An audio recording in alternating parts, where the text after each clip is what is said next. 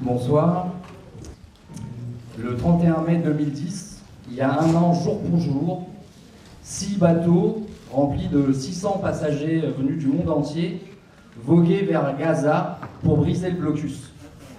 Et que, à 4h30 du matin, dans les eaux internationales, l'armée israélienne attaquait cette flottille, cette première flottille de la liberté, et tuait, assassiné 9 de nos camarades. Et je voudrais d'abord ici, parce que c'est aujourd'hui l'anniversaire de cette attaque tragique, saluer leur mémoire. Et je voudrais qu'ici tous, on salue leur mémoire.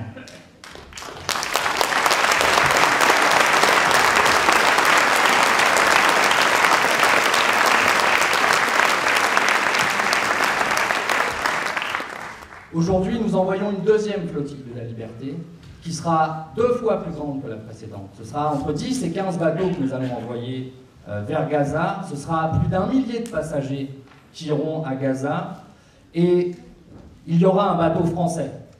Et ce bateau français, il existe parce que depuis un an, il y a une campagne extraordinaire qui a été menée dans toute la France par des dizaines et des dizaines de collectifs locaux, de militants qui ont travaillé pendant un an. Et les résultats, ils sont là. Ils sont ici ce soir. La flottille de la liberté, le bateau français pour Gaza, est devenu un mouvement incontournable. Et nous sommes en train de changer la donne.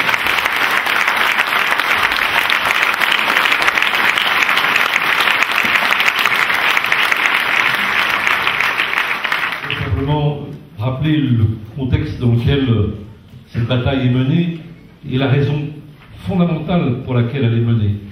Certains, à cette tribune, ont cité Ben Ki-moon et Alain Juppé, l'un et l'autre dissuadant l'entreprise que nous avons menée à bien d'être menée. C'est en raison de leur propre faillite que nous sommes obligés, nous, représentants ou partis de la société civile, de nous substituer à ce qui devrait être des sanctions prises au nom du droit international, par la communauté internationale, par les Nations Unies, par l'Union européenne, par la France.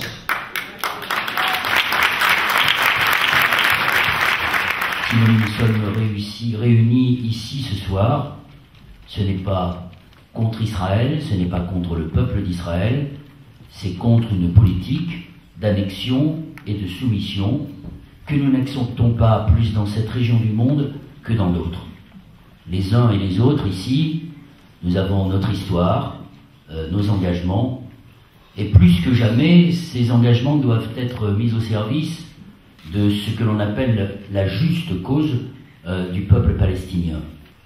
Ce peuple, comme tous les peuples du monde, a le droit à la paix, a le droit à la sécurité, a le droit à des frontières justes, tout comme le peuple israélien y a droit. Nous sommes tous, bien sûr, on l'a dit, on le répétera, admiratifs de tant d'ingéniosité pour survivre, coûte que coûte. Nous sommes admiratifs de tant de persévérance pour reconstruire, ce qui est systématiquement détruit, et pour croire en l'avenir, un avenir que j'espère meilleur, malgré tant de malheurs. Mais comme aussi ne pas être scandalisé par tant de vies humaines détruites, par tant d'injustices et même, il faut aussi le reconnaître, par tant d'argent gaspillé. Il y a bien des colonisateurs et des colonisés, et je crois qu'un des drames de la façon dont le conflit israélo-palestinien est au fond présenté trop souvent en France et défendu et traité par nos gouvernants, c'est bien de renvoyer, c'est bien cette idée qu'on renvoie dos à dos les Israéliens et les Palestiniens qui seraient juste pas d'accord depuis tellement longtemps qu'on ne sait plus bien pourquoi ils sont pas d'accord et qu'il y aurait une égalité et que les deux parties seraient à égalité. Et je crois que tant qu'on ne sort pas de cette vision-là, on ne peut évidemment pas trouver de solution. Qui plus que le peuple palestinien est privé justement de sa souveraineté?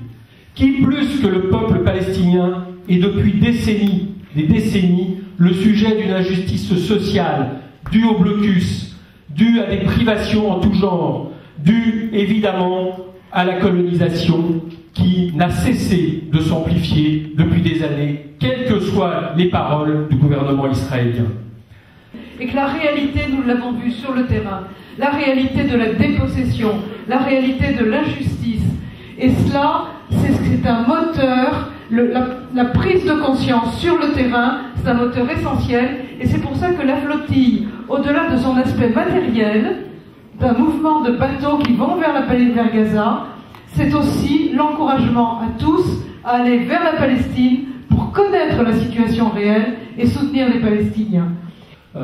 Il faut dénoncer ce qui reste une consternante hypocrisie de la politique française, de la politique des grands pays occidentaux et d'Israël évidemment, qui consiste à faire des discours en permanence sur de supposées négociations, alors que dans la réalité et dans le même temps, il continue d'y avoir pour le peuple palestinien des expulsions, des crimes, et le contraire de ce qui est affiché comme étant les objectifs de ces soi-disant négociations. On a une politique absolument condamnable et qu'il faut condamner. Voilà, on a un pouvoir aujourd'hui dans ce pays qui soutient la politique d'Israël. Il faut le dire, il faut le rappeler, c'est une réalité. Et ce soutien, il a plusieurs visages. C'est un soutien militaire, de conseil militaire, de renseignement donné aux services secrets israéliens. C'est aussi un soutien économique. Et parfois, ça se traduit par des choses absolument abjectes. Hein, c'est la multinationale Veolia qui participe au tramway de la colonisation en Israël. Il ne peut pas y avoir, dans le droit international, deux poids et deux mesures. On ne peut pas d'un côté soutenir, même tardivement comme l'a fait Sarkozy, des révolutions citoyennes qui ont lieu dans des pays, et puis d'un autre côté être soit timide, soit complice de la politique du gouvernement israélien. L'ampleur du défi, l'ampleur de l'enjeu contre l'étouffement d'un peuple nécessite d'aller au-delà des pétitions de principe. C'est tout le travail que font les missions en Palestine, parce qu'il faut soutenir sur place, parce qu'il faut témoigner ici de la réalité de l'oppression. C'est tout le travail qui se construit autour de formes de boycott ciblées et compréhensibles pour la majorité de la population française. Et c'est tout ce qui se construit autour de la démarche du bateau pour Gaza. La mobilisation populaire internationale autour de la deuxième flottille de Gaza, elle est nécessaire. Il faut la continuer bien évidemment jusqu'au bout. Il faut porter ce projet jusqu'au bout. Et je crois qu'il faut se dire une chose aussi, c'est qu'il faudra continuer après. Il faudra continuer, les enjeux ont été rappelés à la tribune, il faudra continuer parce que dans cette région du monde, il n'y aura jamais de paix sans justice. Jamais de paix sans justice, jamais de paix. Tant qu'on continuera à coloniser et à occuper les terres des Palestiniens. Jamais de paix tant qu'on ne permettra pas aux réfugiés de revenir chez eux. Jamais de paix tant qu'on ne respectera pas l'ensemble des droits des Palestiniens. Et jamais de paix tant qu'on ne permettra pas un droit qui est inaliénable et fondamental, c'est l'autodétermination des peuples. Nous sommes animés par une soif de justice qui est partagée par tous les membres de la flottille de la liberté, la deuxième. Et c'est du nord au sud de l'Europe, des Amériques jusqu'à l'Asie du Sud-Est, que des centaines de représentants des sociétés civiles vont s'élancer avec la même détermination qui nous anime aussi, dans le même esprit, dans cette action non violente, cette action citoyenne, internationale, pour demander ensemble, bien évidemment, la fin du blocus, plus largement la fin de l'occupation et très largement la reconnaissance de tous les droits du peuple palestinien. C'est de ce message que la flottille de la liberté est porteuse et nous, bien sûr, avec elle. Et c'est avec cet espoir de justice, enfin, pour le peuple palestinien qui est le chemin obligé vers la paix, que dans quelques petites semaines, nous lèverons l'ancre et nous irons à Gaza.